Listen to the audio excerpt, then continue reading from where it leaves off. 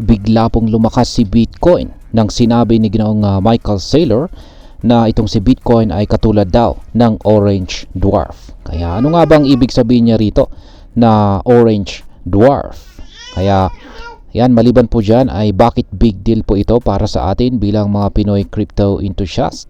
Kaya ayan po ang siyang ating pag-uusapan sa video na ito. Pero bago po tayo magpatuloy ay pakibasa na lamang po ang disclaimer natin dito sa ibaba ng ating screen.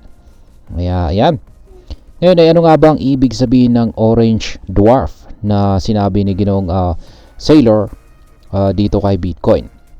Kaya ayan, sa astronomy o pag-aaral po ng mga bituin or stars, ang orange dwarf ay isang klase ng bituin na stable, matatag at napakatagal bago mamatay o mawala. Ngayon ay inihalin tulad ito ni Ginoong Michael Saylor kay Bitcoin sa ganitong klase ng bituin. Dahil ayon po sa kanya ay si Bitcoin ay becoming brighter and stronger over time. Ayan, mas nagiging maliwanag at saka mas nagiging malakas itong si Bitcoin. Ibig sabihin ay habang tumatagal, lalong lumalakas ang kanyang value at ang kanyang role nito dito sa mundo ng finance. Ngayon ay hindi lamang po basta-basta asset itong si Bitcoin. Ayon po kay Ginoong Saylor, para sa kanya ito po ay digital energy network. Parang kuryente na pwedeng i-store, i-transfer at gamitin saan mang parte ng mundo. Kaya sa tingin niya, si Bitcoin ay hindi lamang po basta investment, kundi isa po itong financial star na patuloy na sumisikat sa kalawakan ng global economy. Ngayon ay bakit po patuloy na bumibili ng Bitcoin ang MicroStrategy? Ngayon naman ay pag-usapan po natin ang papel ng MicroStrategy sa lumalakas na pagtingin dito kay Bitcoin. Kung hindi mo pa kilala ang MicroStrategy, ito po ang pinakamalaking publicly traded company na may hawak or holdings na Bitcoin. Sa pangunguna po ni Ginoong Michael Saylor mula pa noong taong 2020, nagsimula na po silang bumili ng Bitcoin ng malakihan. Alam mo bang umaabot na sa 499,096 Bitcoin ang hawak nilang Bitcoin? Grabe, di po ba? Paano nila nagawa yon?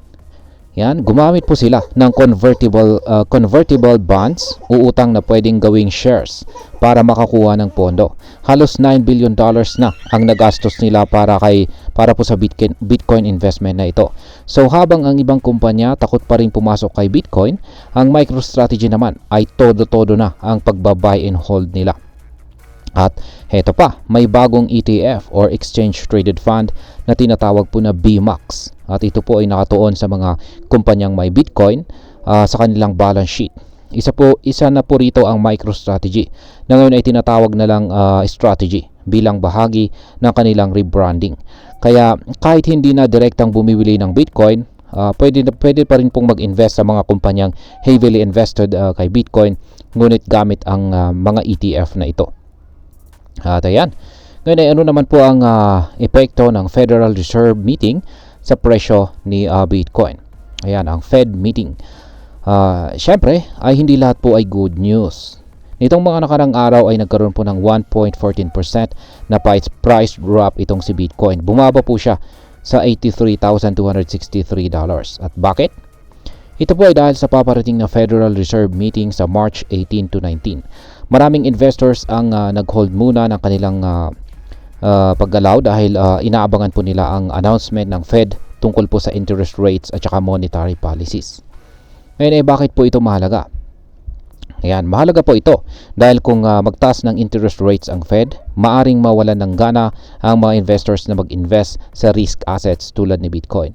Pero kapag sinabi po ng Fed na magkakat sila ng rates o hindi muna magtataas, posibleng tumaas ulit ang presyo ni Bitcoin kasi mas maraming gustong pumasok sa market. At sa ngayon ay inaasahan po ng market na baka hindi muna galawin ng Fed ang interest rates at baka magbaba pa ng 0.75% percentage points bago matapos ang taon. Kung mangyari po ito ay pabor po ito kay Bitcoin at maging sa ibang assets dahil mas gaganda ang liquidity o daloy ng pera sa market. Ngayon ay ano naman po ang kahulugan ng orange dwarf analogy sa hinaharap ni Bitcoin? Ayan, balikan po natin yung orange dwarf na sinasabi ni Ginoong Saylor. Kung iisipin mo, ang orange dwarf ay hindi lang basta-basta sumasabog or nawawala. ganun din daw si Bitcoin. Habang mas maraming institution ang naglalagay ng pondo dito, mas lalong nagiging stable at valuable ito.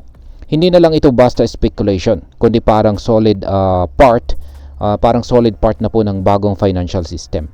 Imagine mo na lang, pag mas maraming kumpanya tulad po ng MicroStrategy, Tesla at mga bagong ETF ang naglagay ng Bitcoin sa kanilang balance sheets, mas lalo na itong pinapalakas ang demand at scarcity ng Bitcoin.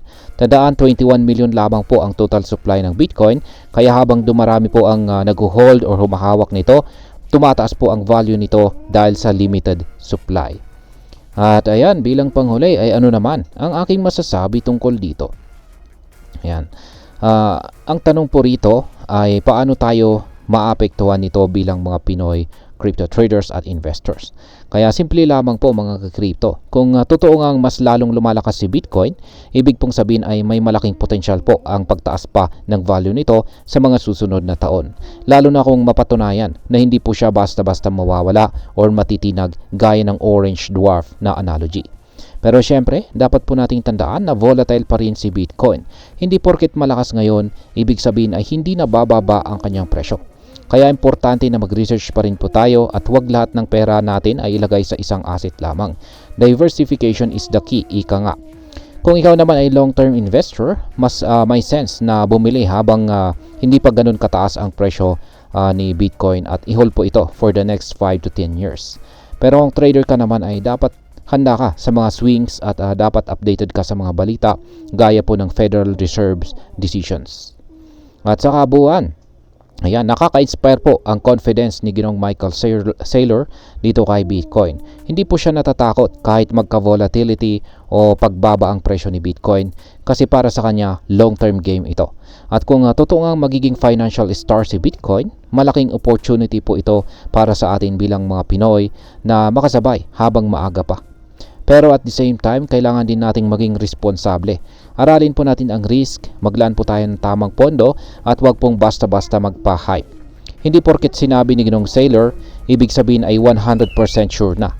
Pero kung magiging totoo nga ang kanyang vision, malaking bagay ito para sa mga nagtiwala kay Bitcoin habang mura pa. At ayan, hanggang dito na lamang po tayo sa video na ito mga ka-crypto. Marami pong salamat sa panonood. Ingat po tayo lagi at God bless po sa ating lahat.